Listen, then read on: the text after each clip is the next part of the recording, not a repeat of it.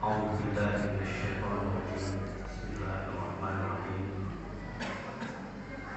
السلام عليكم ورحمة الله وبركاته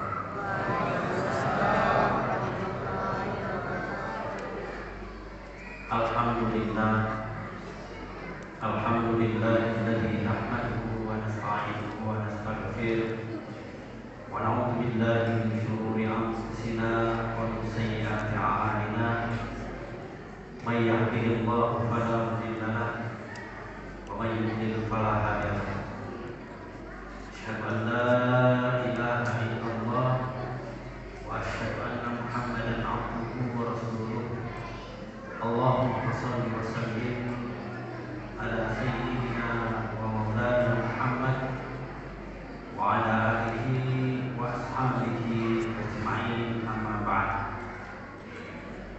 Wa qala Allah subhanahu wa ta'ala fil Qur'anil azim wa huwa asdaqul qailin. A'udzu billahi minasy syaithanir rajim. Bismillahirrahmanirrahim. Mathalul ladzina yunfiquna amwalahum fi sabilillah kamathali habbatin ambatat sab'a sanabila fi kulli sumbulatin mi'atu habbah wallahu yudha'ifu liman yasha' wallahu wasi'un 'alim. Sadaqallahu al-'azim. Bapak-bapak, ibu-ibu jamaah rahimakumullah. Alhamdulillah, puji syukur kita panjatkan kepada Allah Subhanahu wa taala. Oleh karena pada malam yang ke-13 ini kita masih berkumpul di tempat ini sebagai tanda bahwa Allah menganugerahkan kepada kita kesehatan, kekuatan dan keimanan sehingga kita masih berkumpul untuk melaksanakan kewajiban kita sebagai seorang muslim berupa salat isya secara berjamaah yang insya Allah akan dilanjutkan dengan salat tarawih dan witir secara berjamaah pula. Salam serta salam tak lupa kita kirimkan kepada baginda Rasulullah Nabi Muhammad sallallahu alaihi wasallam. Nabi yang insya Allah menjadi panutan, menjadi teladan kita di dalam melaksanakan segala aktivitas sehari-hari kita.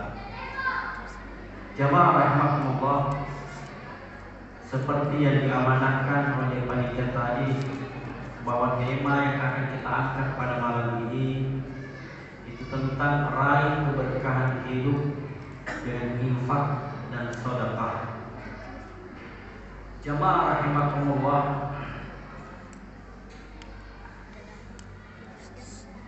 orang-orang yang sudah dikuburkan, yang telah meninggal dunia, yang mereka minta kepada Allah Subhanahu wa ta'ala adalah ketika dihidupkan kembali atau meminta dihidupkan sejenak. Apa yang dia minta dihidupkan sejenak itu apa? Bukan untuk beribadah, bukan untuk salat, akan tetapi agar supaya dia bisa menginfakkan hartanya, dia bisa bersedekah sebagai bekal nantinya di akhirat kelak. Begitu juga terkait masalah pemberian atau infak itu, Allah Subhanahu wa ta'ala berfirman tentang keutamaannya, ya. Seperti yang di mukadimah yang saya bacakan tadi, a'udzu billahi minasyaitonir rajim. Bismillahirrahmanirrahim. Mathalul ladzina yunfiquna amwalahum fi sabilillah. Jadi perumpamaan orang-orang yang menginfakkan hartanya di jalan Allah fi sabilillah kamathali habbatin ambatat sab'a sanabila. Jadi laksana dia menanam satu biji kemudian tumbuh 7 tangkai. Fi kulli sumbulatin mi'atu habbah. Dan di setiap tangkai itu muncul 100 bulir, 100 butir. Wallahu yudha'ifu liman yasha' wallahu wasi'un 'alim. Dan Allah Subhanahu wa ta'ala akan melipat gandakan ganjarannya bagi orang-orang yang dikehendaki Wallahu wasi'un alim. Jadi dan Allah Maha luas rezekinya, mudah memberikan rezeki, lagi Maha mengetahui.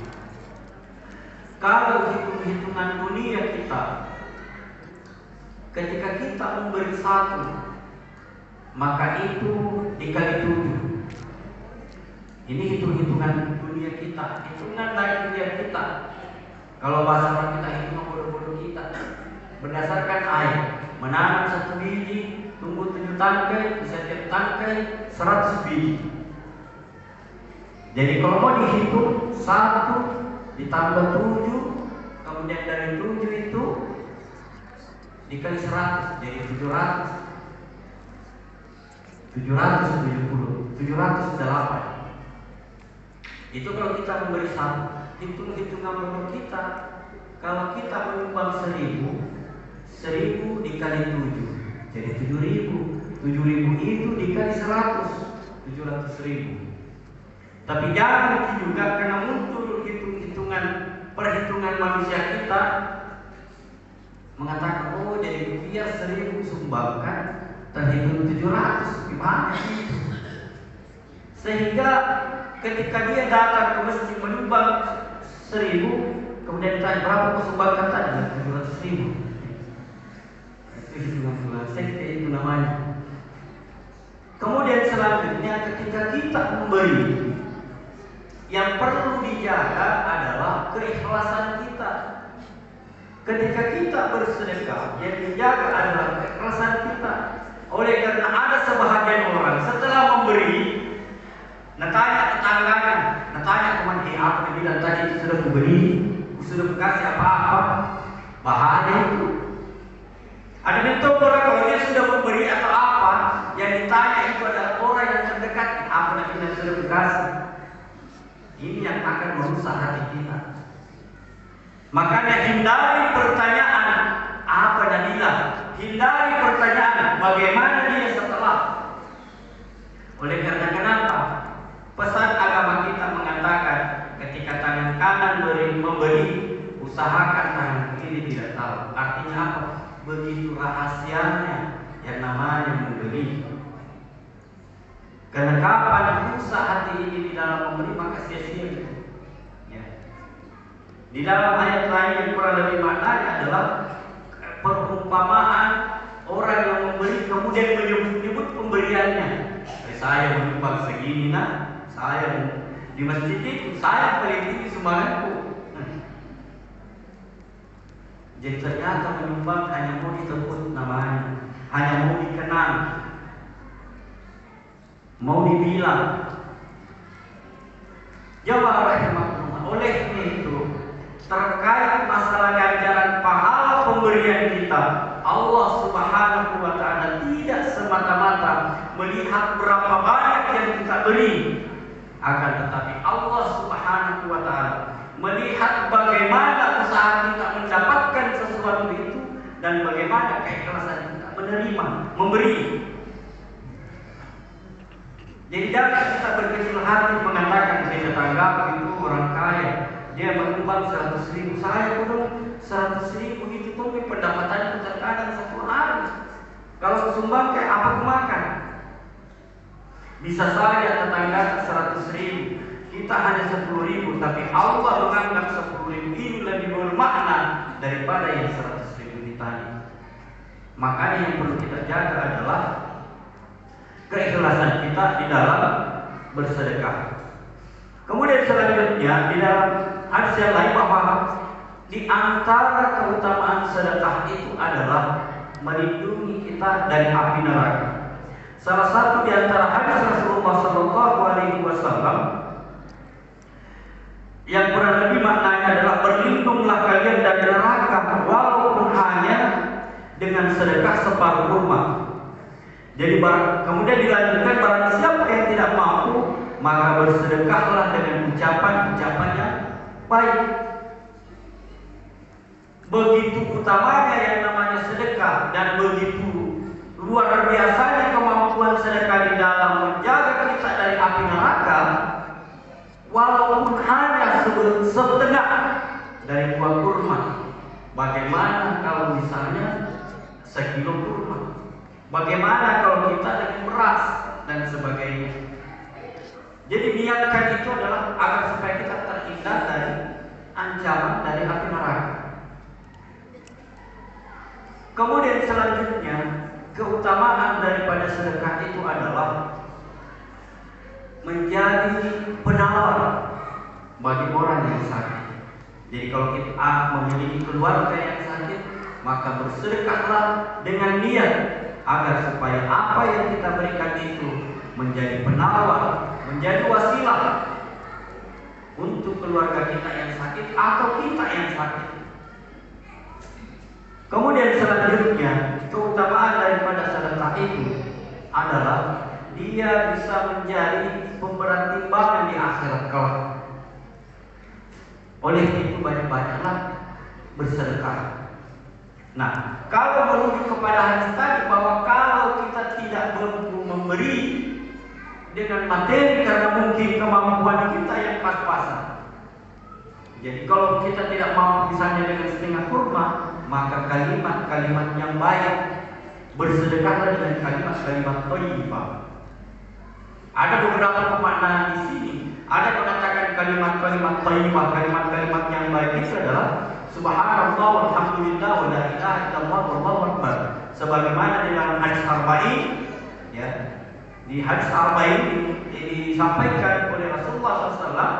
Jadi jauh nasab nas'al Rasulullah SAW qalu. Jadi ada sekelompok sahabat datang kepada Nabi, ya Rasulullah, ya ahlu usul bil wujud, enak orang kaya itu diborong semua pahala, yusalluna kama nusalli wa yasumuna kama nasumu wa yatasaddaquna bil fuduli amwalihim. Jadi berpuasa sebagai bersalat sebagaimana kami puasa, jadi sama.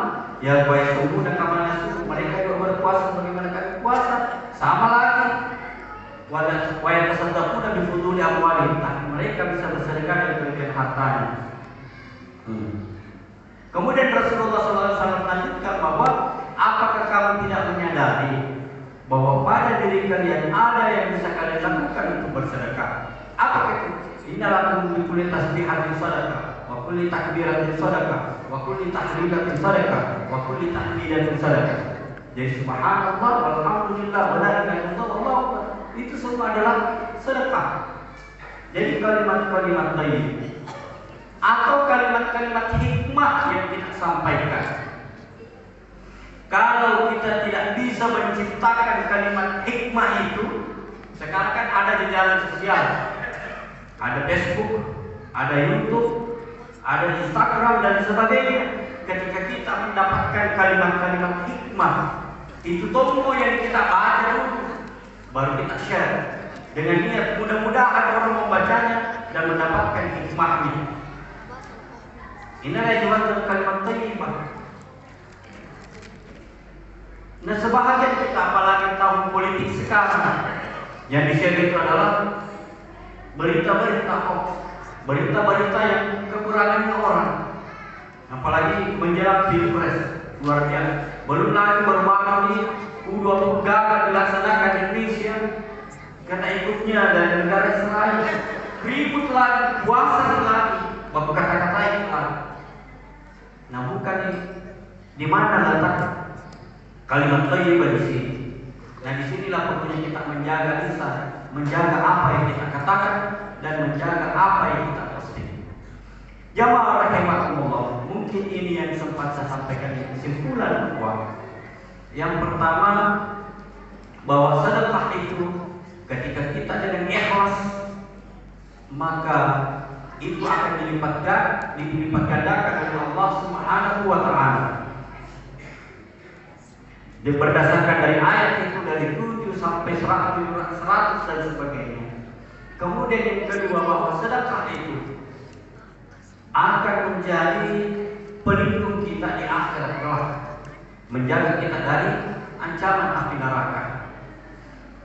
Kemudian kalau kita tidak mampu bersedekah walaupun hanya setengah kurma, maka dengan kalimat-kalimat yang thayyib pun yang bisa kita lakukan. Kemudian selanjutnya adalah bagaimana kita membiasakan diri betul-betul ikhlas di dalam memberi. Jangan lagi bertanya Bagaimana perasaannya diberi orang-orang terdekat kita atau orang yang lain. Dan ketika kita sudah memberi responnya orang bagus, kalau kita kecewa, berarti hati ini kurang ikhlas di dalam memberi. Yang pada intinya orang senang atau tidak menerima pemberian kita, maka disitulah dilihat hati kita. Kalau kita ikhlas, kalau kita tidak mempersoalkan dia senang atau tidak, berarti kita betul-betul ikhlas. Lebih dan kurang yang dimaafkan. Wallahu muwaffiq ila aqwamit thariq. Wassalamualaikum warahmatullahi wabarakatuh.